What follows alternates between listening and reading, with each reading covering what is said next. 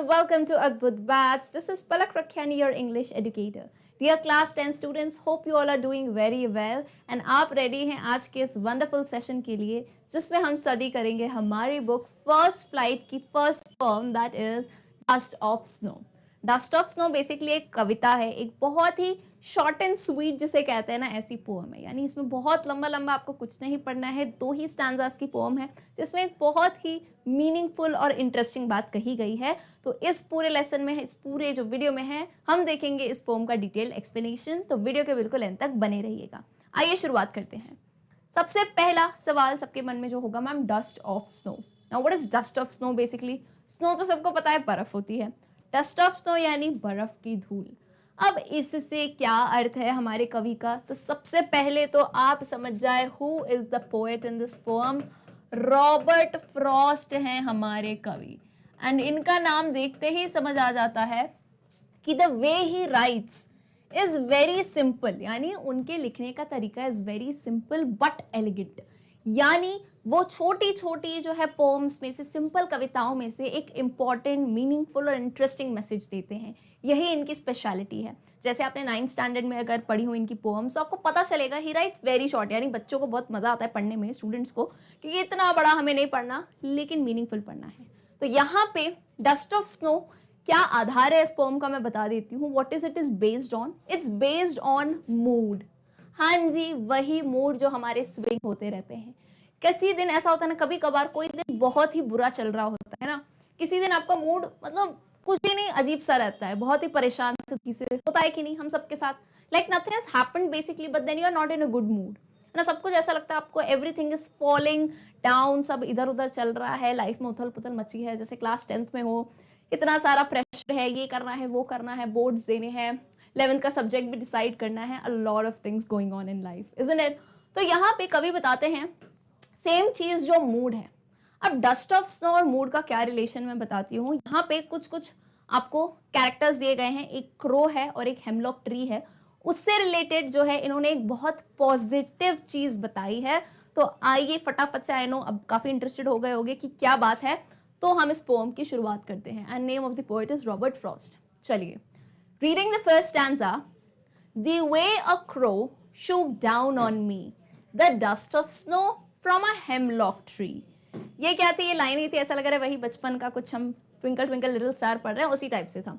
The way a crow shook down on me. Shook down on me का मतलब क्या है? मेरे ऊपर हिला के गिरा दिया। शेक का पास्ट टेंस क्या होता है? शूक, हिला देना किसी चीज को। जैसे आप किसी पेड़ पे बैठे हो और आपने पेड़ की ब्रांच हिलाई, तो क्या होगा? अगर उस ब्रांच पे बर्फ लगी है तो वो बर्फ नीचे गिर जाएगी ना। अच्छा, डस्ट ऑफ स्नो का मतलब क्या है? अब बर्फ इतनी बड़ी तो नहीं होगी, उसके छोटे छोटे पार्टिकल्स, जैसे धूल के पार्टिकल्स होते हैं, वैसे ही स्नो कैसे बनती है पता है ना? डस्ट पार्टिकल्स होते हैं जो एयर में, उसी के ऊपर ये वाटर कवर कर लेता है, तो ऐसे स्नो के पार्टिकल्स बन जाते हैं ना।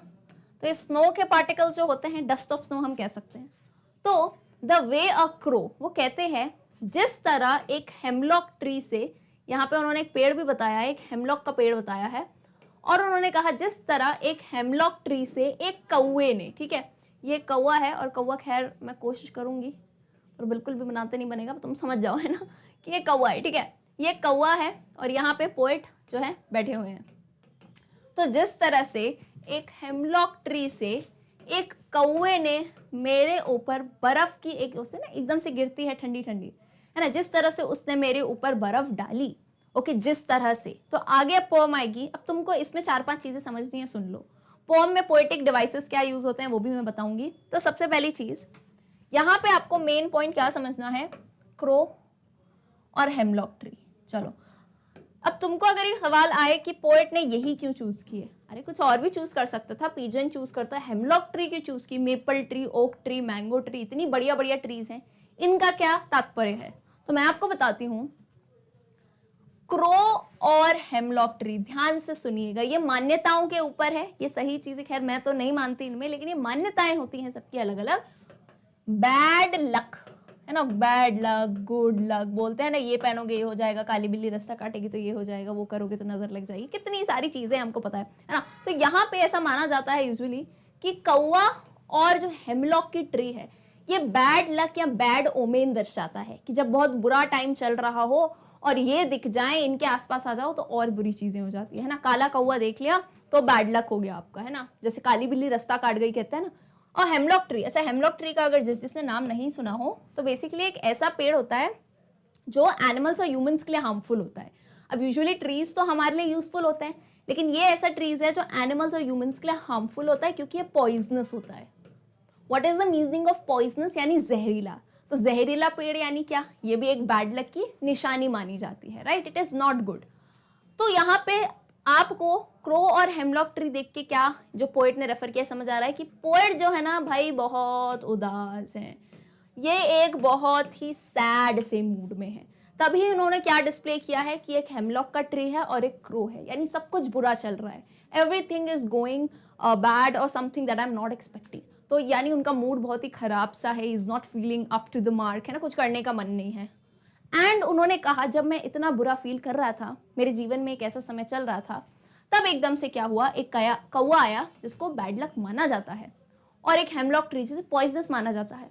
उससे जब उस कौवे ने मेरे ऊपर बर्फ की कुछ डस्ट छिड़की, यानी वो बैठा होगा और उसकी वजह से हल्की सी स्नो जो है नीचे आ गई। तो आगे बढ़ते हैं। Has given my heart a change of mood and saved some part of a day I had rued. इसका मतलब क्या हुआ, उन्होंने कहा कि ये जो बर्फ की हल्का सा डस्ट मेरे ऊपर गिराया है इस कौवे ने, it has given my heart a change of mood. और इस बर्फ के गिरने से होता है ना, हम लाइफ में एक ही ट्रैक पे चल रहे होते हैं, लेकिन कभी मान लो एक हल्की सी बारिश आ गई, कुछ भी नेचर की कुछ एक्टिविटी हो, कभी भी मैं हमेशा कहती हूँ किसी का भी मूड बुरा लग रहा हो, आप थक गए हो पढ़ते पढ़ते, ऐसा नहीं लग रहा लाइफ में सब पॉज हो गया है, just go out and take a walk. 10-15 minute nature में वॉक करो, है ना, आराम से, बिना फोन या बिना किसी उस चीज के, आराम से सिर्फ आप वॉक करो, है ना, एवरीथिंग विल बी फाइन। तो सेम चीज इनके पास हुई, ये नेचर में आए और यहाँ पे जब वो डस्ट ऑफ स्नो गिरी तो उनके मूड में एक बदलाव आ गया, यानी उनके दिल में, उनके मूड में एक अलग सा चेंज आ गया।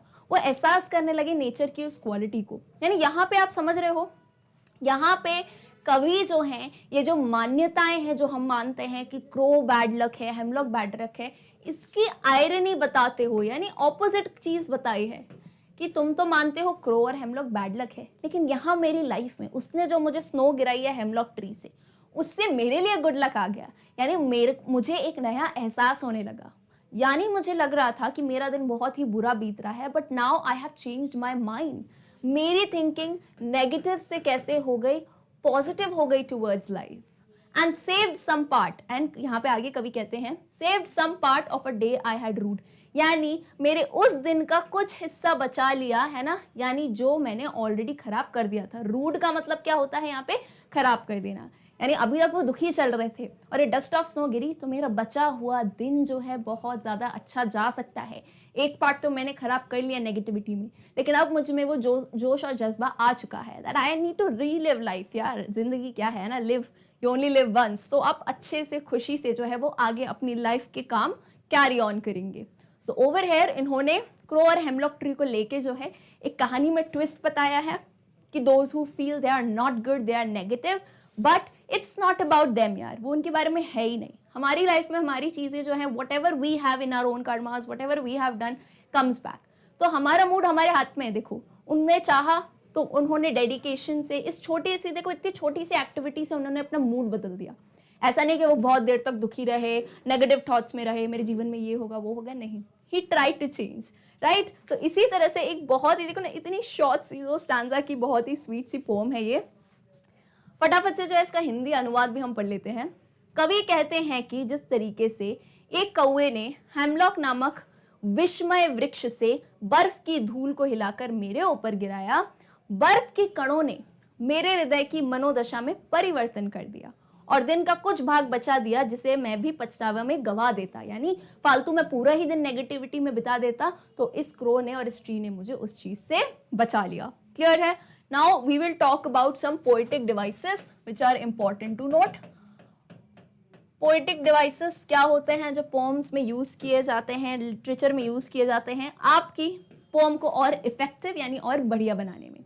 So यहाँ पे मैं आपको एक डिवाइस बताऊंगी सबसे इंपॉर्टेंट, जो कि है राइम स्कीम। आपने वर्ड सुना होगा एंड मैं क्यों बता रही हूँ, क्योंकि एग्जाम में आपसे डायरेक्टली क्वेश्चन पूछ लिए जाते हैं कि what is the rhyme scheme of this pome. तो आपने राइम वर्ड पढ़ा है, राइम का मतलब क्या होता है? अरे याद करो वही बचपन वाली poem, twinkle twinkle little star what I wonder what you are. तो दोनों में क्या क्या आ रहा है लास्ट में? Star are up above the world so high like a diamond in the sky. तो देखो आर और स्टार साउंड मिल रहा है एंडिंग का, स्काई और हाई साउंड मिल रहा है, आपको स्पेलिंग नहीं मिलानी है, आपको एंडिंग का साउंड मिलाना है। तो जहां भी जो पोएम की लाइन एंड होती है उसमें एंड का साउंड सेम आता है, दैट इज राइम। ऑलराइट, तो राइम की अलग अलग स्कीम होती है।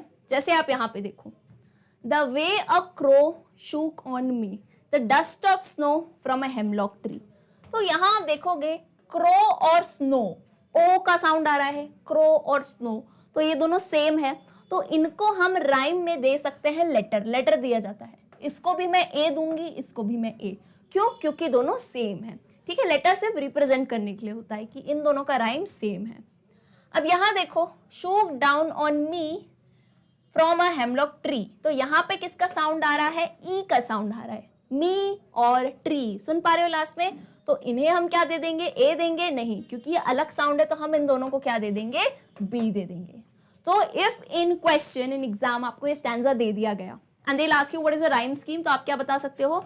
द राइम स्कीम इज, इन सारे लेटर्स को एक साथ लिखो, ए बी। तो what is the rhyme scheme? A B. Is it clear और not? I hope next time से आप राइम स्कीम आराम से बता पाएंगे। चलिए, सो मैं उम्मीद करती हूं कि अब इस स्टैंजा में मुझे सब राइम स्कीम बता पाओगे। चलो, क्या है ये? Heart, mood, part, rued. तो हार्ट और पार्ट सेम है, तो इसे मैं ए और ए लिख सकती हूं, करेक्ट। मूड और रूड सेम है, इसे आर ओ ऐसे कहते हैं, रूड कहते हैं, रूड। तो ये दोनों क्या हो गए? ड पे एंड हो रहे हैं, तो ये दोनों हो गए ये। तो अगेन इस स्टैंजा की भी राइम स्कीम क्या है? A B. Is that clear और नॉट? तो this is basically rhyme scheme.